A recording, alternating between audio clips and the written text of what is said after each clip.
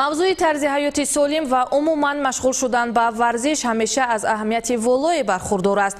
Дар пасманзари густариши COVID-19 дар саросари ҷаҳон ва ниҳоятан ба Тоҷикистон варзиш ва тарзи ҳаёти солим аҳамияташ боз ҳам бештар гардида, аз истифодаи бемавриди дорӯҳои гуногун арзёбӣ мешавад.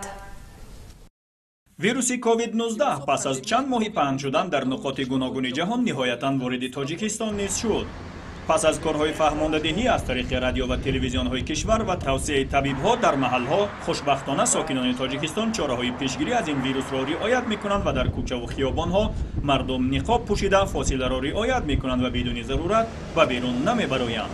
то ҷое маълум аст беҳтарин роҳи мубориза бо ҳар гуна вирус ин тақвият кардани иммунитет мебошад ва яке аз роҳҳои муассираш машғул шудан ба варзиш дониста мешавад. зеро ба гуфтаи мутахассисони соҳа ки умри худро дар соҳаи тиб ва варзиш сарф намуданд, бидуни шак афроди ба варзиш машғул буда аз иммунитети боло бархурдоранд. ҳамчун духтури варзишгар хоҳиш мекунем ки ҳама ба варзиш барои иммунитети организм бароштан ба варзиш машғул шаванд ва варзиш ин як чизе аст ки одамро солим нигоҳ медорад ва иммунитети баданро баланд мекунад. барои ҳамин мо мехоҳем ки ҳамаи варзишгарон, на ин ки варзишгарон, ҳамаи шаҳрвандон ба варзиш машғул шаванд. ман ҳамчун духтур ҳам бо варзишгарон кор мекунам, ҳам дар касалхона бо касалҳо. ман дар ҳамин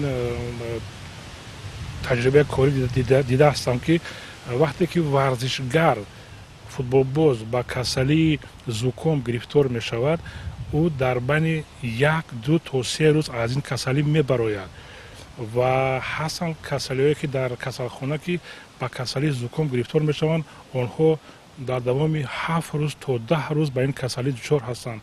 ин фарқият барои чи аст? барои он ҳаст ки варзишгар иммунитети баланд дорад аз ҳисоби варзиш.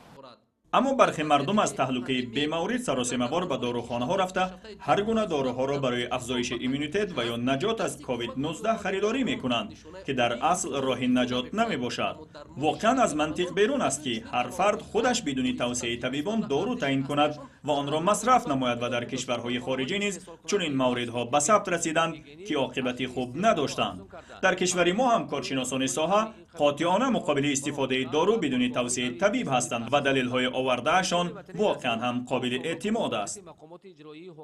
мо ба воситаи интернетҳо мебинем ё ки мешунавем ки бисёри одамо бе тавсияи духтурон мутахассисон ба дорухонаҳо рафта аз пеши худ ҳар хел дорӯҳоро харида истифода мебарданд ки ин тамоман номумкин аст.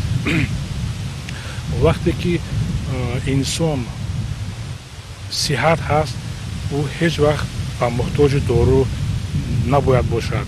барои ҳамин вақте ки дар инсон ягон касалӣ пайдо шуд, ӯ ҳатман аввалин шуда ба духтур муроҷиат кунад, ба мутахассис муроҷиат кунад ва баъди тавсияи духтури мутахассис баъд ба дорухона рафта ба ҳар хел дорӯҳои тавсия намудаи ҳамон духтурро гирад.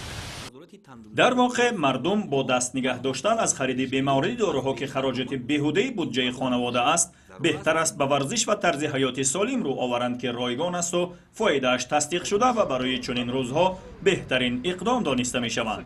албатта на ҳамаи сокинон ба чунин хариди бемавриди дорӯҳо даст мезананд ва бархе аз сокинон ҳам сабабҳои хариди бемавриди дорӯҳоро овозаҳои бардурӯғ ва таҳлукаи бемаврид медонанд. овоза мегӯянд ки хатарноктарин шакли иттилоърасонӣ аст ва таҳлука хатарноктарин шакли муносибат аст. дар ҳақиқат чанд рӯзи охир мушоҳида мешавад ки бисёри мардум шояд аз ногоҳӣ ё шояд аз ваҳму воҳимаву таҳлукаи ҷон бештар он маводи дорувори харидорӣ мекунанд ва бе тавсияи табибон истеъмол мекунанд ки онҳоро дорувориҳои зиддивирусӣ мегӯянд. зиддивирусӣ ё ки он намуд дорувориҳое ки барои муқовимати инсон ё баланд бардоштани иммунитети инсон мусоидат мекунанд. дар ҳақиқат худи табибон ҳам мегӯянд ки агар ин намуд дорувориҳо бе тавсияи табиб истифода шавад, он ба ҳеҷ ваҷ боиси беҳдошти рӯҳӣ, равонӣ ё ҷисмии инсон намегардад. шояд ки ба як عضو انسان منفعت داشته باشد اما با عضو دیگر انسان زیان آورد. از همین خاطر خود طالبان هم توصیه میکنند که اگر مقصد مردم برای برداشتن قابلیت دفاعی بدن، برای برداشتن حس مقاومتی ارگانیسم انسان نسبت به بیماری ها باشد، خصوصا بیماری های سرطانی، بهتر است که در فکر بهداشت جسمانی باشند. بهداشت جسمانی یا تنومندی برای برداشتن قابلیت مقاومت بدن چگونه به دست میاد؟ قبل از همه توسط پیشبردی طرز حیات سالم. طرز حیات سالم از چند مجموع سمت ها عبارت است. از جمله سمت مثلا استعمال غذای سالم و غیره. اینه که یکی از راه‌های از همه مفیدترین پیشبرد طرز حیات سالم که در تمام کشورهای دنیا ترغیب می شود، این دوست داشتن ورزش، مشغول شدن به تربیت جسمانی و آبوتای بدن.